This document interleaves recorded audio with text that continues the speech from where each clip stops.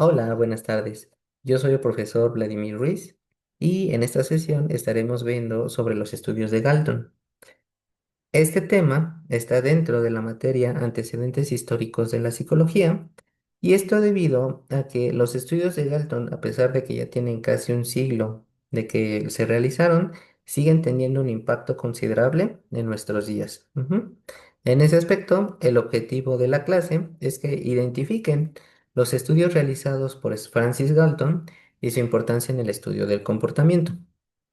En ese aspecto, Francis Galton nace en Inglaterra. Al principio cursa 2 años de medicina, pero como la materia no es mucho de su agrado, lo cambia por matemáticas.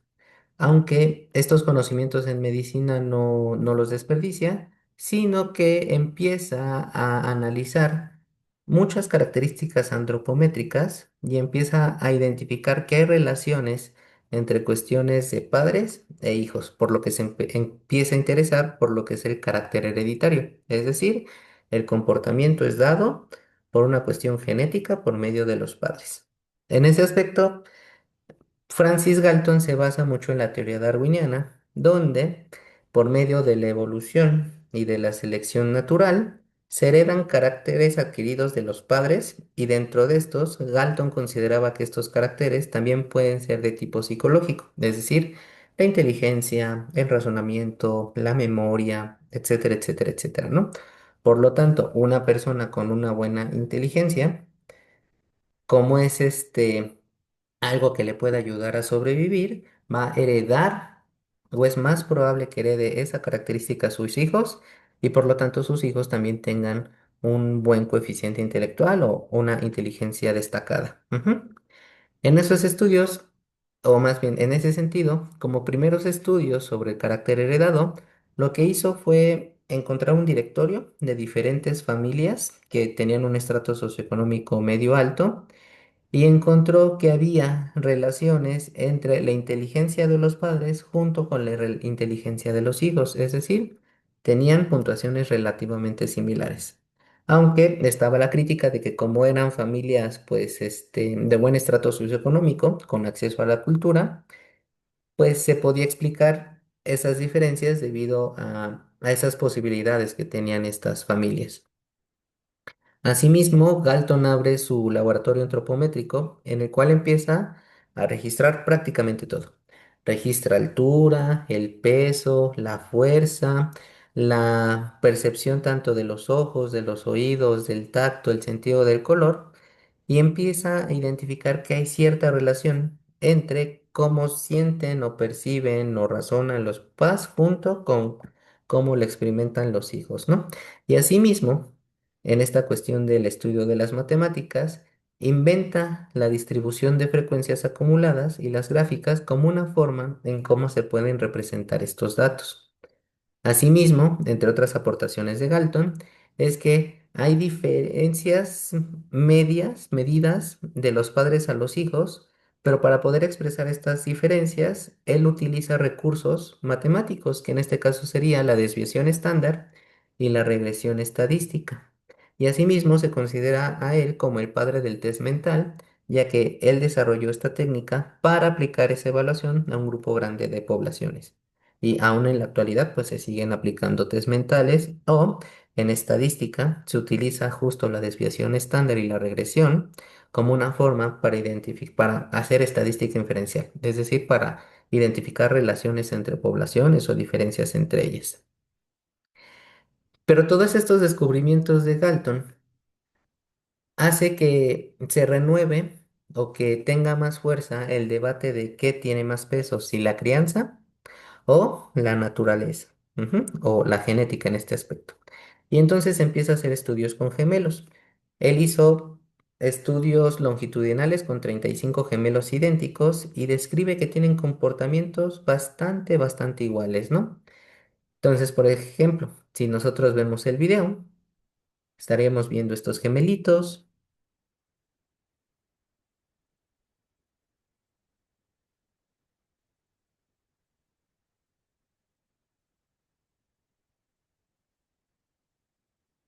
Y entonces nosotros estaríamos observando que Tienen patrones de comunicación relativamente iguales, comportamientos similares, movimientos relativamente idénticos, una modulación relativamente similar. Y entonces Galton apostaría que todo esto es por cuestión de la genética, es decir, por cuestión hereditaria, como ellos comparten el mismo material genético por ser gemelos homocigotos, tienen estos comportamientos, ¿no? Y estos descubrimientos lo orillaron a una ideología de que la humanidad se podía perfeccionar por medio de la reproducción selectiva. Es decir, si yo tengo un papá alto y una mamá alto, la descendencia va a ser alta. Si tengo una mamá inteligente y un papá inteligente, la descendencia va a ser inteligente. A esta ideología se le conoció como eugenesia, ujú, y tiende a ser un tanto radicalizada. Como repercusiones, se han hecho estudios principalmente con infrahumanos, dado que es más sencillo poder trabajar con las generaciones que con humanos. Por ejemplo, se utiliza mucho lo que son los estudios con ratones, dado que ellos tienen una alta tasa reproductiva y casi inmediatamente que nacen, pasa poco tiempo y pueden tener descendencia, ¿no? Entonces, en un primer estudio derivado a los descubrimientos que hizo Galton, se identificó y se separó a ratones, ¿no? Tenemos ratones con baja actividad y ratones de alta actividad. Y entonces a los ratones de baja actividad solo se les permitió cruzarse con los de su misma característica y lo mismo con los de alta actividad. Y se hizo una comparación 30 generaciones después. Y lo que encontraron es que la descendencia de alta actividad cada vez se fue haciendo más y más activa.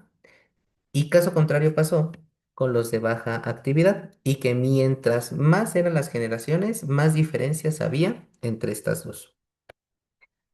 Asimismo, se han hecho estudios con cepas endogámicas. ¿Qué es esto?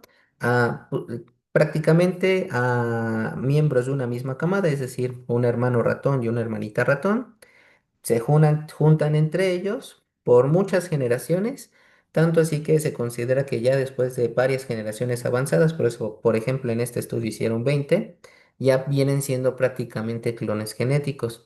Y como resultado se encontraron que en los ratones la mayoría de su comportamiento tiene influencia genética, pero que toda diferencia en la camada era debido a cambios o factores ambientales. Entonces, otra vez, no hay como que una respuesta cierta a qué tiene más peso, si la crianza o la genética, pero sí se identifica que el ambiente y el contexto tienen una parte importante, pero que también la genética. En los estudios no es tan sencillo hacer esto. Una, por cuestiones éticas morales y dos, porque los humanos tardan mucho en entrar en una fase reproductiva. Es decir, pues, por ejemplo, las mujeres para tener un embarazo viable y en ese tipo de cuestiones tendrían que pasar 20 años, ¿no? En ese tipo de cuestiones. Entonces, lo que se han hecho son estudios correlacionales con personas adoptadas o con gemelos homocigotos. En cuanto a las personas adoptadas, se encontró que no hay resultados consistentes, que a veces el hijo adoptado tiene resultados similares con el progenitor y a veces con el criador. Entonces, no hay evidencia de si las características del hijo adoptado es debido a la crianza o es debido a la cuestión genética. Con los gemelos homocigotos se han encontrado que tienen coeficientes intelectuales similares, así como dimensiones psicológicas similares y desórdenes. Pero otra vez no se logra identificar si es porque crecen en un mismo contexto o si es debido a una cuestión completamente genética. Ujú.